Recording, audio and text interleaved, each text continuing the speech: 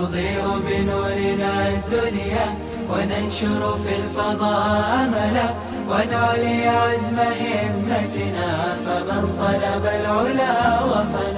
الحمد لله رب العالمين والصلاة والسلام على النبي الكريم وعلى آله وأصحابه أجمعين، أما بعد، فأعوذ بالله من الشيطان الرجيم. بسم الله الرحمن الرحيم. وقال الرسول يا رب إن قوم اتخذوا هذا القرآن مهجورا. صدق الله العظيم. ज़माना आज भी कुरान से ही फैज़ पाएगा, ज़माना आज भी कुरान ही से फैज़ पाएगा। बुझेगी ज़ुल्मते शब और ये सूरज जगमगाएगा। मुअज़्ज़ज़ सदर जलसा और मुअज़्ज़ज़ सामईन किराम, कुरान मजीद खुदावंद करीम की तरफ से अहले जहाँ के लिए एक नेमत गैर मुतरक़्क़बा है, जो लोहे महफूज से नाजिल करदा दस्तूर हयात है। रूहुल कुद्स हज़रत जिब्रील अलैहिस्सलाम की विसातत से आया हुआ कलाम रब्बानी है और हुज़ूर सरवर कौनैन सल्लल्लाहु अलैहि वसल्लम की तरफ भेजा हुआ फरमान शहनशाही है।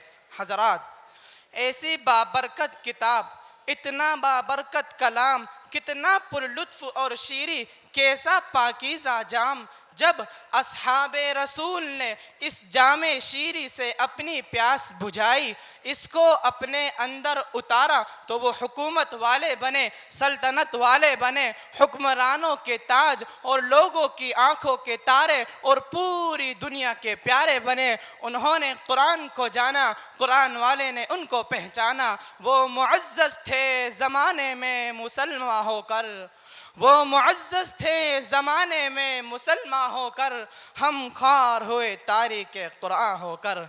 ए ईमान व यकीन और कुरान के दावेदार मुसलमानों, आओ ज़रा अपने दिल का मुहासबा करो, मन की नगरी में सैर करो और देखो कि हमने कुरान करीम को कितनी अहमियत दी, कितना बरता, कितना उसका पासो लिहाज किया। जिस कुरान को और जिस कलाम रहमान को हुजूर सरवर कौनैन सल्लल्लाहु अलैहि वसल्लम ने मार खाकर, वतन छुड़वा कर, दांत टुटवा कर घर घर पहुंचाया था, एक एक को सुनाया था, जिसकी इशाअत पर फूल जैसे जिस्म नाज़नीन को लहू लुहान कराया था, ऐसी कर्बनाक, दर्दनाक और अज़ियतनाक सजाएं बर्दाश्त की थी कि जिसकी समाअत ही से दिल कांप जाते हैं।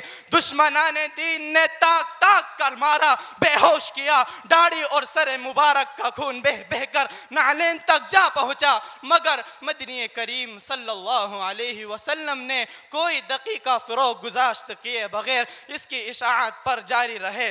लेकिन अफसोस कि आज वही कुरान गुर्बत में है, मुसाफरत व अजनबियत में है, वीरान ताकों में पड़ा हुआ है, बल्कि बजुबाने हाल हमसे मुखातिब है और यूँ कह रहा है, ए कुरान को अपना कहने वालों, मेरी बरकतों की हुसूल की ललचाने वालों, आओ ज़रा मेरी हालत ज़ार पर गौर करो, मुझसे दूरी पर गौर करो, अक्ले रसा के दरीचों से मेरी शिकस्तगी को तो देखो, नज़ारा करो मेरे फटे पुराने जुज़दानों का, नज़ारा करो मुझ पर जमे हुए धुएं और अटे हुए गर्दो गुबार और मेल का। मुझको छड़ा रखा है ताकों और काशानों पर, जिंदगी बीत गई मगर घर में किसी ने मुझको खोल कर देखने भी गवारा ना किया। मुसलमानों, तुमने मुझसे मुंह मोड़ लिया, आंखें फेर ली, तुमने बेवफाई की, तुम बड़े गद्दार निकले, हद हो गई तुम्हारी कसावत कल्बी की। बजाय सीनों में महफूज करने